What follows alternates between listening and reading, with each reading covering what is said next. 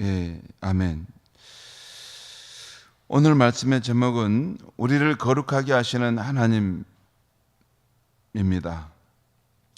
오늘 말씀에는 이 앞에 레위기 18장과 19장에 나온 하나님이 금지하신 그런 법도를 범했을 때 그때의 형벌에 대한 말씀이 나오고 있어요.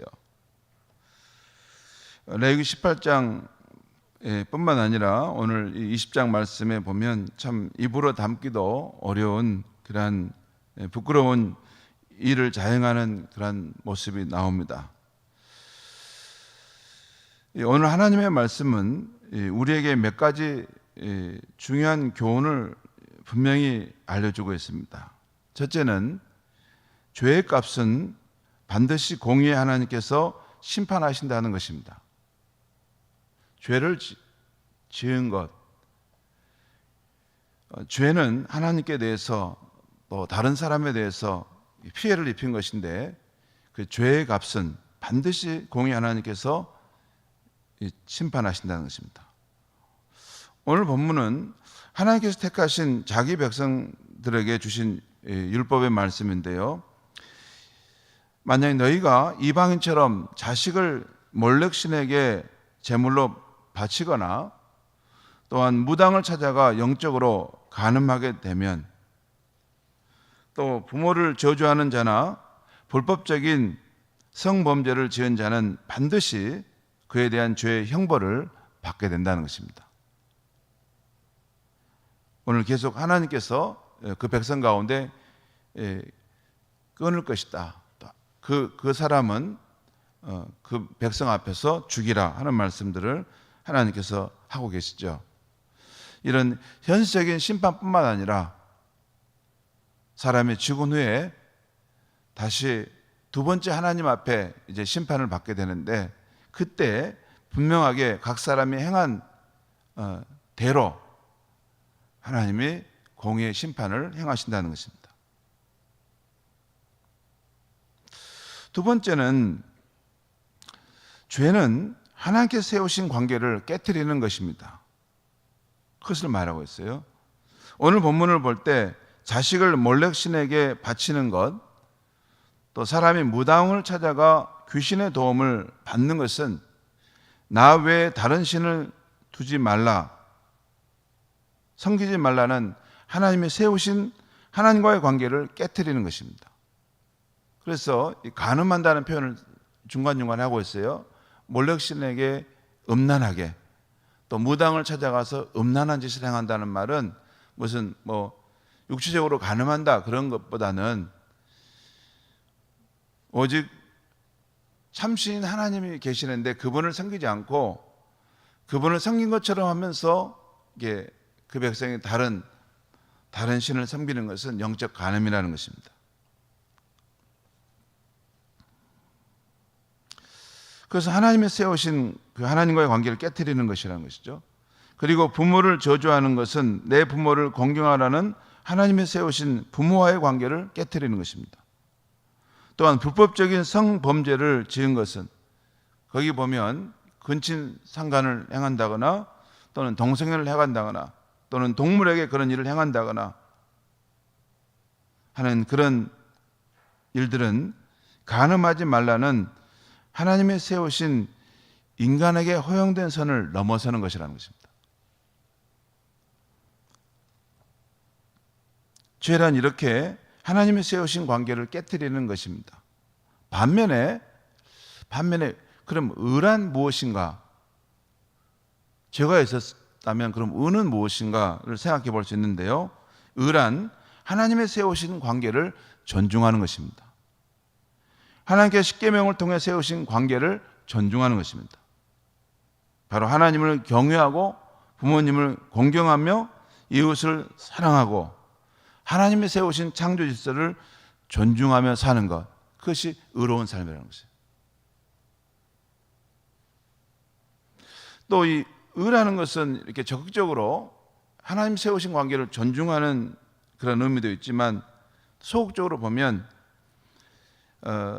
하나님을 무시하지 않는 것, 부모를 함부로 대하지 않는 것, 또한 이웃에게 악을 행하지 않는 것, 하나님 세우신 창조 질서를 깨트리지 않는 것, 이것도 의의 범죄에 속하는 것입니다.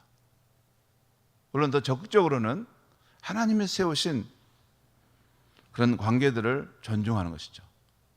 그러니까 죄는 관계를 깨트리는 것이고 의는 그 관계를 존중히 여기는 것입니다.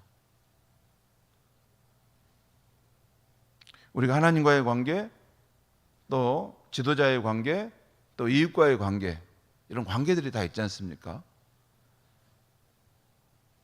그 관계를 존중하는 것입니다. 하나님이 세우신 것을 알기에 거기에 합당하게 그렇게 행하는 것입니다. 그런데 죄는 그 관계를 자기 기준에 따라 그 마음대로 깨트려 버리는 것을 죄죠. 하나님께 해를 끼치고 또 이웃에게 해를 끼치는 것이 되는 것입니다. 자, 오늘 세 번째 오늘 말씀해 주는 교훈은, 첫 번째는 죄란 반드시 공의의 하나님께 심판하신다는 것이고, 죄는 하나님과의 세우신 관계를 깨트리신 것이라고 했습니다. 세 번째, 오늘 말씀은 하나님께서 택하신 자기 백성에게 주신 말씀입니다. 우리 레위기서 이 말씀 우리 18장부터 쭉 우리가 새로 보았는데, 이 18장 3절 4절에 보면 거기 큰 대원칙이 나왔어요. 하나님께서 택한 백성들은 애굽 땅의 풍습이나 가나안 땅의 풍습을 따르지 않고 하나님의 법도와 규례를 따라 행하라는 것입니다. 너희는 나와 언약을 맺은 그런 특별한 백성들이라는 것입니다. 그러니까 너희는 이방 민족들이 이렇게 행하는 그런 풍습을 따라 살 것이 아니고 나의 법도와 나의 규례를 따라 가야 할 나의 백성이다라는 것입니다. 내가 거룩하니 너희도 거룩하라는 말씀이죠. 오늘 7절과 8절 말씀에도 이것이 나와 있어요. 오늘 보면 7절과 8절 말씀 우리 한번 같이 읽겠습니다. 시작. 너희는 스스로 깨끗하게 하여 거룩할지어다. 나는 너희 하나님 여호와니라. 너희는 내 규례를 지켜 행하라. 나는 너희를 거룩하게 하는 여호와니라. 여기 보면 너희는 내 규례, 내 법도를 지켜 행하라 하시면서 나는 너희를 거룩하게 하는 여호와니라. 그러니까 우리가 거룩하게 살고자 하는 마음이 있는 것도 귀하지만 더 중요한 것은 하나님께서 그 중심에 그 택한 백성인 우리가 거룩하게 살도록 늘 이렇게 우리를 격려하시고 인도하시고 또 세워가시는 역사가 있다는 것입니다. 여러분, 기독교의 복음은 우리가 죄를 짓지 않고 거룩하게 산다 이렇게 말하지 않습니다. 하나님께서 그의 성령으로 우리 안에 역사하셔서 우리가 죄를 멀리하고 거룩하게 살도록 우리를 늘 이렇게 격려하시고 이끌어 가시려고 하신다는 것이에요. 하나님 없이 내가 하려고 하는 것은 금방 넘어지고 실패합니다. 그런데 우리 안에서 선한 일을 행하시는 하나님의 역사를 인정하고 우리 마음속에 있던 순간순간 우리에게 그 길을, 양쪽의 길을 가려고 할 때 성령을 따라 의를 행하라 하는 그 음성을 따라가게 되면 우리가 하나님의 그 거룩함을 이루어갈 수 있다는 것이죠. 아무튼 이 말씀 보면 너희는 이방인 가운데 살지만 하나님의 백성답게 내 규례를 지켜 행함으로 정결하게 살아라, 거룩하게 살아라 하고 말씀하고 있는 것입니다. 이 말씀 속에는 우리가 세상의 풍속을 따르지 않고 우리를 거룩하게 하시는 하나님의 법도를 따라 살기를 바라시는 하나님의 마음이 담겨 있어요. 신약시대에 예수 그리스도의 십자가의 속량으로 하나님의 새 언약 백성이 된 우리들, 구약시대는 옛 언약이었다면 신약시대는 새 언약입니다. 이 구약 신약이라는 말 자체가 언약이라는 말입니다. 구약, 옛 언약, 신약, 새 언약이라는 거예요. 옛 언약은 출애굽기 19장 그 시내산에서 모세를 통해 하나님 이스라엘과 맺은 것이고, 새 언약은 골고다 언덕에서 예수님의 십자가에 흘리신 피로써 하나님이 인류와 맺은 언약입니다. 우리는 하나님께서 예수님의 십자가의 그 피로써 은혜로 너희를 내가 구원하고 내 백성이 되게 하겠다, 그렇게 말씀하신 것을 믿음으로 우리는 믿었어요. 믿음으로 새 언약 백성이 된 사람들입니다. 그래서 예수 그리스도의 십자가의 속량으로 하나님의 새 언약 백성된 우리에게도 오늘 이 말씀은 너희는 거룩하라 하는 이 말씀에 해당되는 것입니다. 그래서 로마서 12장에서 사도 바울은 예수 그리스도의 속량으로, 속량이라는 것은 죄의 종이었는데, 죄의 종으로 팔렸는데 그 값을 지불하고 그를 의의 삶으로 불러내셨다는 것입니다. 그런 의의 종으로 살도록 부름받은 크리스찬들을 향해서 이렇게 말합니다. 형제들아, 내가 하나님의 모든 자비하심으로 너희를 권하노니 너희는 이 세대를 본받지 말고 오직 마음을 새롭게 함으로 변화를 받아 하나님의 선하시고 기뻐하시고 온전하신 뜻이 무엇인지 분별하도록 하라. 이 세대를 본받지 말고 마음의 변화를 받아 하나님의 뜻을 분별하고 그 뜻을 따라 살아가라, 그 말입니다. 성도 여러분, 지금 우리가 사는 세상은 하나님을 떠난 이방 문화로 인간이 모든 가치 판단의 정점에 서 있습니다. 잣대가 인간이에요. 기준이 인간입니다. 인간이 좋으면 좋은 것입니다. 그래서 인권과 자유라는 미명하에 하나님이 정하신 창조 질서를 넘어서서 온갖 성적 타락과 동성애가 행해지는 시대에 우리가 살고 있습니다.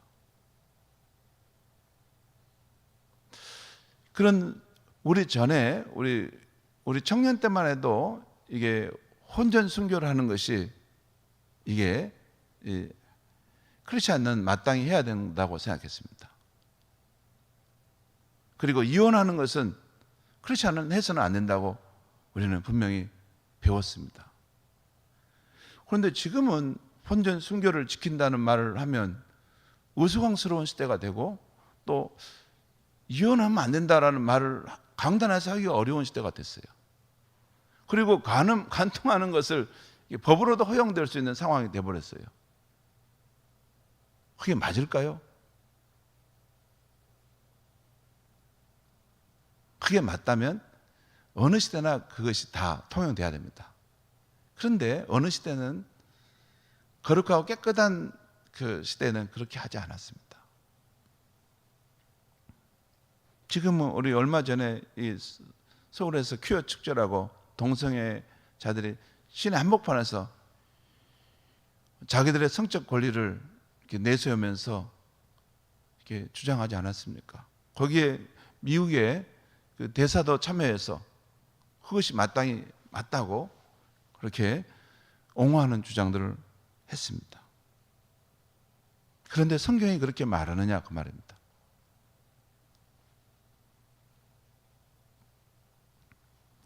왜 그렇게 세상에 되어가냐면 인간이 하나님을 떠나서 이 모든 가치 판단의 정점에 서 있기 때문에 그렇습니다. 그러니까 인간이 좋으면 좋은 겁니다. 인간이 그것이 만족하면 그걸 막으면 안 된다는 것입니다. 그런데 하나님 없는 세상에는 그게 맞죠. 그런데 하나님이 이 세상을 지으시고 이 세상의 주인이시라면, 적어도 하나님이 이 세상의 주인이라는 것을 믿는 크리스찬은 그 세상의 법도를 따라갈 수는 없는 것입니다. 하나님이 말씀하시는 것이 우리의 가치 판단의 정점에 서 있는 것입니다. 아무튼 이렇게 죄악이 범람하는 시대에 살고 있지만 우리는 진리의 기준인 하나님의 말씀을 따라서 거룩함을 지키며 살아가야 하겠습니다. 그리고 우리 자녀들에게도 늘 하나님 경외의 신앙과 하나님의 진리의 말씀대로 살도록 가르쳐야 하겠습니다. 듣든지 안 듣든지 그렇다고 강제로 그를 끄집어다 그렇게 하라는 것은 아닙니다. 우리가 그 아이의 자유를 존중하지만 그래도 이것이 진리다. 하나님의 백성인 우리는 이 진리, 하나님의 말씀을 따라 살아야 된다 하는 이야기는 계속 해줘야 하는 것입니다. 그렇게 살아가는 것이 광야 세상을 지나 하늘 본향을 향해 가는 천국 나그네의 삶의 모습인 줄 믿습니다. 우리는 이 땅에 살지만 우리의 시민권은, 진정한 시민권은 하늘에 있습니다. 이 땅의 조국도 중요하지만 이 땅의 조국은 사라져가는 조국입니다. 우리의 영원한 조국은 하나님 나라, 거기에 있는 것입니다. 또 그 하나님 나라가 이 땅에 이루어지는 것이 복임을 알기 때문에 우리는 더욱더 열심히 하나님의 주권이 회복되도록 예수 그리스도의 복음을 힘있게 전해야 하는 것입니다. 전하면 전할수록 이 세상은 하나님의 진리의 말씀에 의해서 다스려지는 세상이 되어가는 것입니다. 사랑하는 성도 여러분, 오늘도 거룩하신 주의 말씀을 따라 하나님을 경외하고 이웃을 사랑하며 하나님의 세우신 창조 질서를 존중하며 살아가는 저와 여러분의 삶이 되기를 바랍니다. 기도하겠습니다. 하나님 아버지, 오늘 이 아침에 우리를 거룩하게 하시는 하나님이라는 주제의 말씀을 전했습니다. 우리가 살아가는 이 세상은 인간이 가치 판단의 정점에 서서 인간이 만족하고 좋으면 그 모든 것이 진리로 바뀌어버리는 이런 시대 속에 살고 있습니다. 그래서 모든 가치가 상대화되고 진정으로 우리의 생명을 걸 만한 진리가 없는 시대가 되어가고 있습니다.